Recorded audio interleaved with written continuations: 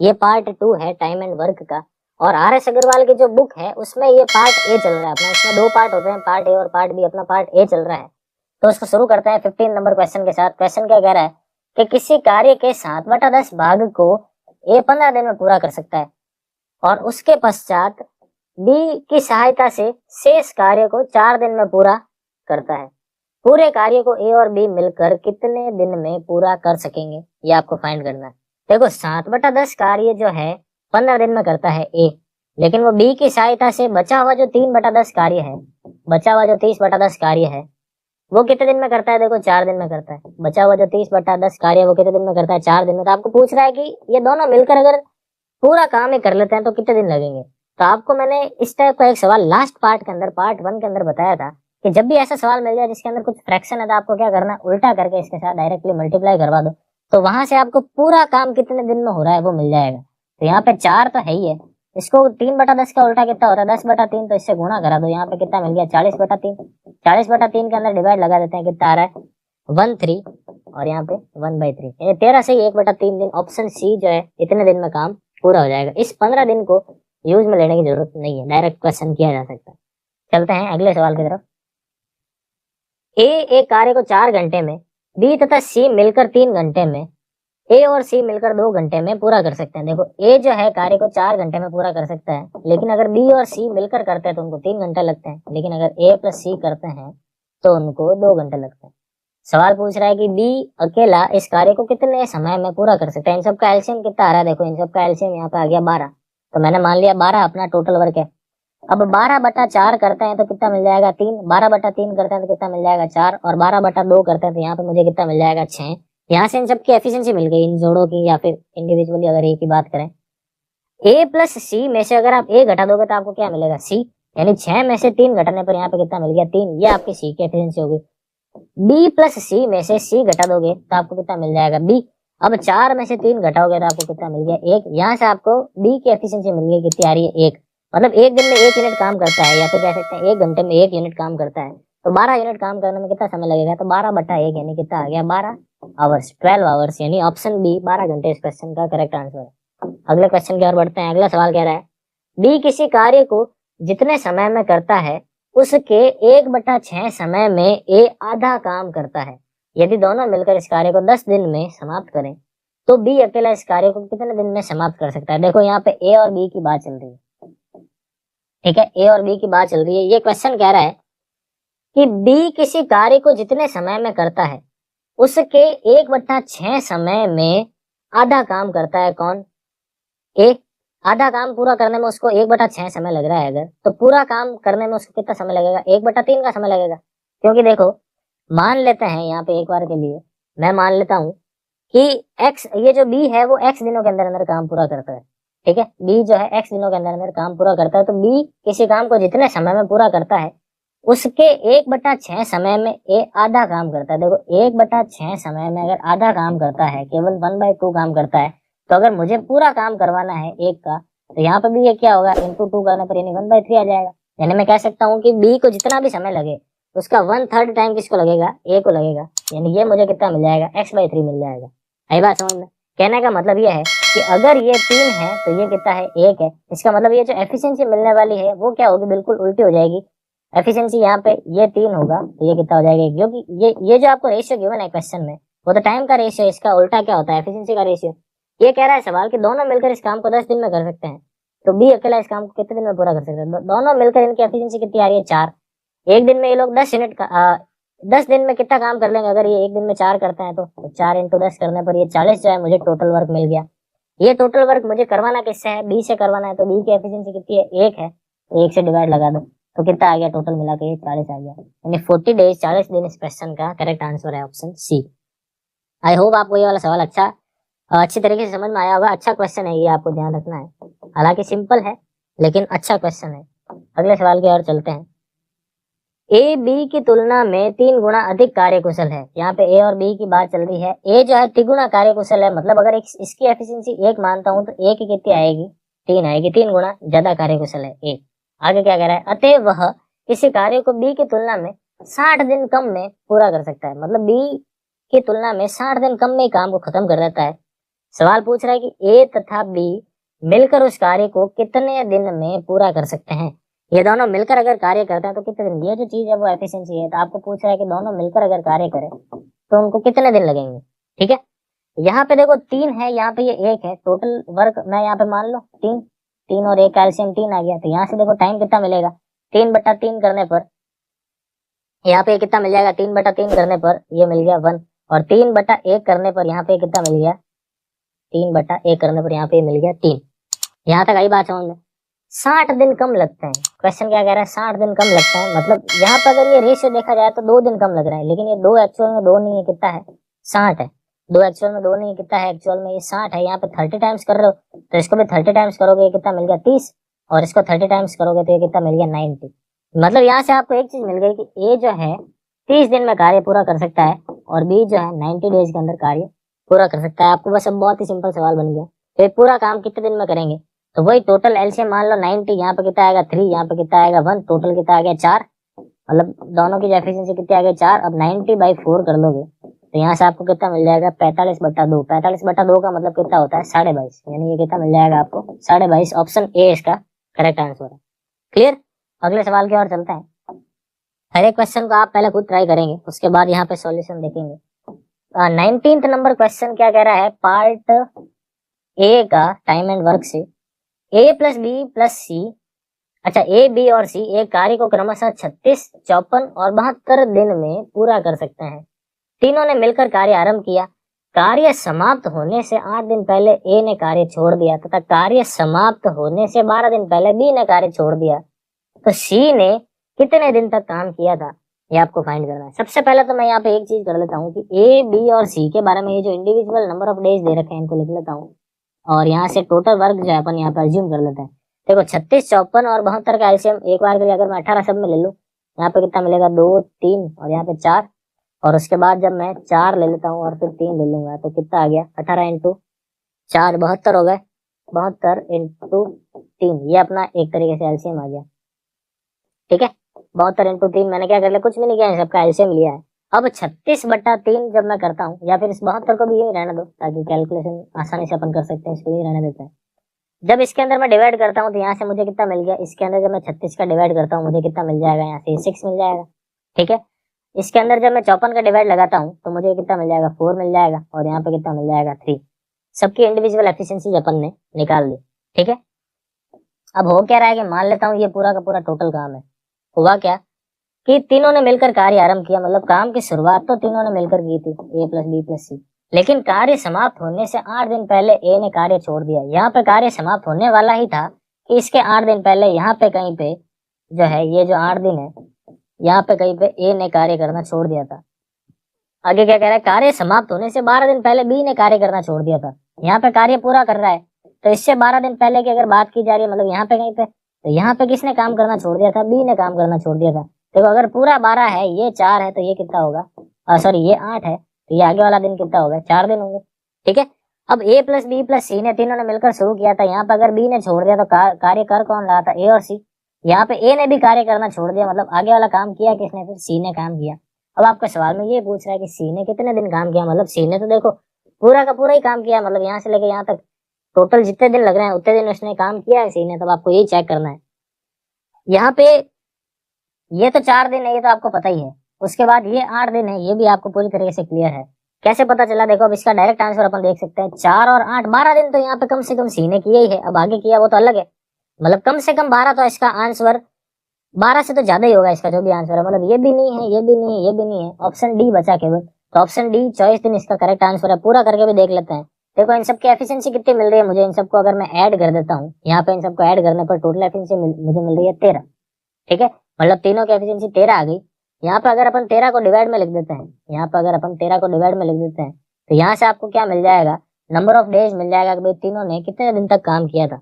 अच्छा एक चीज देख लेते हैं, 36, 54 और 72 था। यहाँ पे मैंने 18 जब लिया तो यहाँ पे आएगा 2, 18 की वजह से इस तरफ आ गया 3, और 18 की वजह से यहाँ पे आ गया था 4। उसके बाद जब मैंने 2 लिया और उसके बाद 3, क्लियर है। 36 का जब मैंने डिवाइड लगाया तो यहाँ पे 3 इंटू 2 करने पर 6 आ गया। कैलकुलेशन एक बार मैं चेक कर लेता हूँ। 18 इंटू 3 कितना हो गया, यहाँ पे 54 था, यानी 4 बचा, और 72 के लिए यहाँ पे 3 बचा, बिल्कुल सही है। यानी ये जो 13 है मुझे यहाँ पे मिल गया। अब ये जो टोटल काम है 18, अच्छा एक चीज यहाँ पे और है छोटी, ये काम है कितना, पूरा काम थोड़ी है।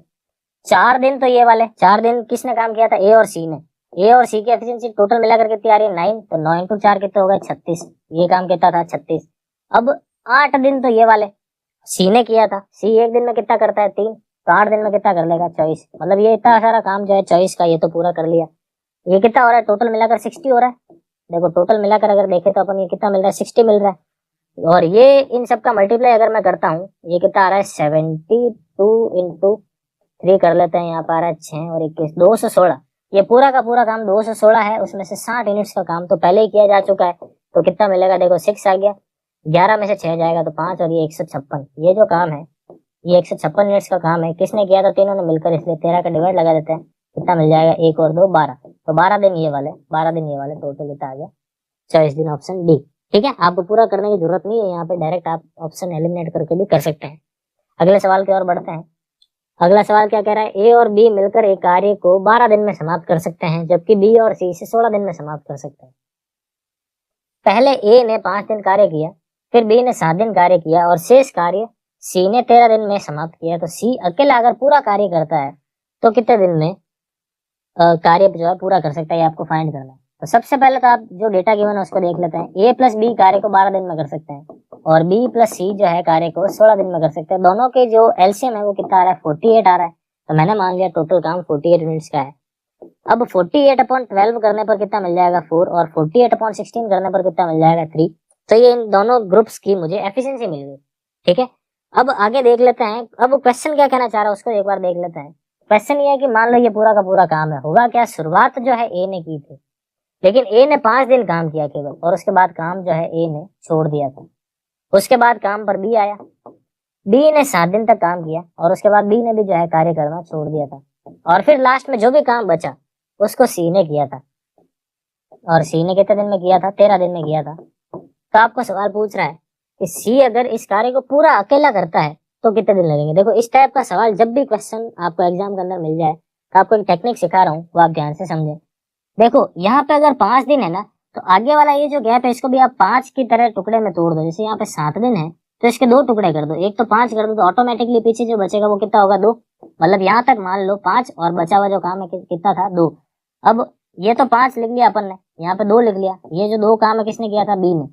अब अगर यहाँ पे 2 है तो आगे भी आप 2 बनाने की कोशिश करो। ये जो 2 काम है किसने किया सी ने, तो पीछे कितना बचा 13 में से 2 जाएगा तो कितना आया 11।